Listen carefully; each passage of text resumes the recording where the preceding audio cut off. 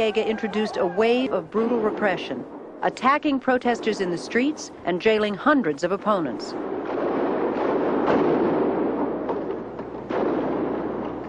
The Reagan administration now openly called for his removal. We do want Noriega out of there and a return to a civilian democratic government. But behind the scenes, the administration was secretly negotiating with Noriega, promising not to indict him on drug charges if he would cooperate with U.S. objectives in Central America. Gabrielle Gemma, director of the Independent Commission of Inquiry on the U.S. invasion of Panama, spoke to Noriega about his negotiations with the U.S. General Noriega told us that there were a number of demands placed on him directly, both through Poindexter and other meetings, where the State Department pressured him to change the Panamanian government's policy on several issues. He said that by far the most pressing was a demand by the United States that Noriega and the Panamanian government allow the U.S. to expand their military presence in Panama and to renegotiate the treaties to allow them to keep control over the 14 bases, military bases, that presently exist in Panama. Noriega refused to agree to the U.S. demands or to relinquish his power in Panama. In February 1988, 2 U.S. federal grand juries in Florida indicted Noriega, accusing him of drug trafficking, money laundering, and racketeering. It was the first time a foreign head of state had ever been indicted in the United States. The U.S. now undertook a systematic effort to overthrow Noriega. Economic sanctions were stepped up and additional troops were dispatched to Panama. The United States tonight declared in effect that Panama's General Manuel Noriega is a threat to this country's national security. Mr. Noriega, the drug-related, indicted dictator of Panama. We want to bring him to justice, we want to get him out, and we want to restore democracy to Panama. And so when you read these outrageous charges by a drug-related, indicted dictator, discount them. They are total lies. Still unable to force Noriega from power, the United States turned its efforts to influencing the upcoming 1989 Panamanian national elections.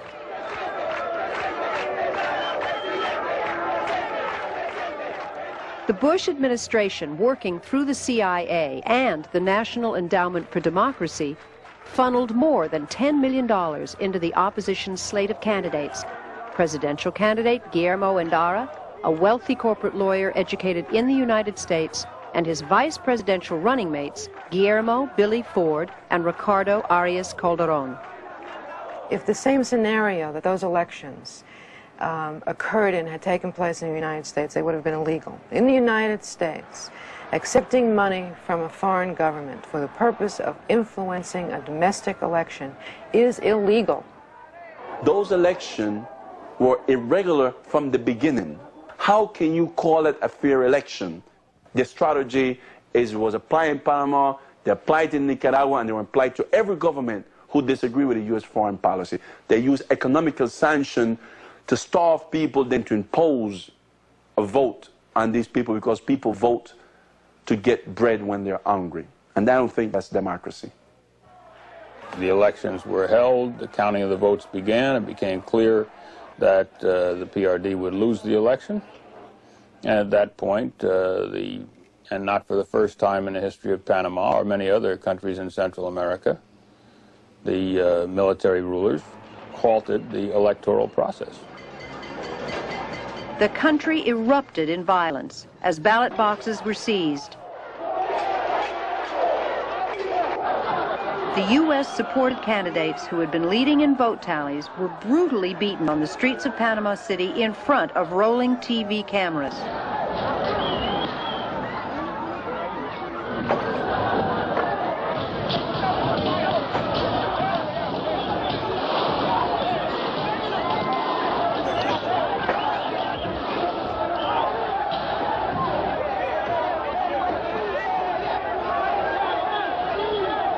The assailants were alleged to be Noriega's dignity battalions, although none were ever identified. It was a photo opportunity that crystallized world public opinion against Noriega. Good evening. The violence in Panama escalated sharply this evening when government goons attacked candidates opposed to General Manuel Noriega. Were attacked and beaten up on the streets of Panama City. Guillermo Endara and one of the opposition presidential candidate was beaten and injured during the day by backers of military. Later, the presidential candidate Endara was released from the hospital. It has been confirmed that he was attacked by goons. The following day, President Bush ordered 2,000 additional troops into Panama. I will do what is necessary to protect the lives of American citizens, and we will not be intimidated by the bullying tactics, brutal though they may be, of the dictator Noriega. After the election fiasco, the Panamanian National Assembly declared a state of emergency and appointed Noriega head of state. George Bush now openly encouraged the Panamanian military to revolt against Noriega. But we'd love to see him get him out. We'd like to see him out of there. With support and encouragement from the United States, a group of officers from the Panamanian Defense Forces, the PDF, began planning a military coup to overthrow Noriega. They secretly met several times with the U.S. Southern Command to coordinate support for the overthrow. The role to be played by the United States Army was to block certain roads, make sure that certain airfields were not made available for use by elements loyal to or potentially loyal to General Noriega. With these assurances, the insurgent troops launched the coup attempt. They quickly overpowered Noriega's guards, seized the PDF headquarters, and captured Noriega. But the Americans did not carry through on their promises. Forces loyal to Noriega were allowed to gain entrance and crush the rebellion, freeing General Noriega.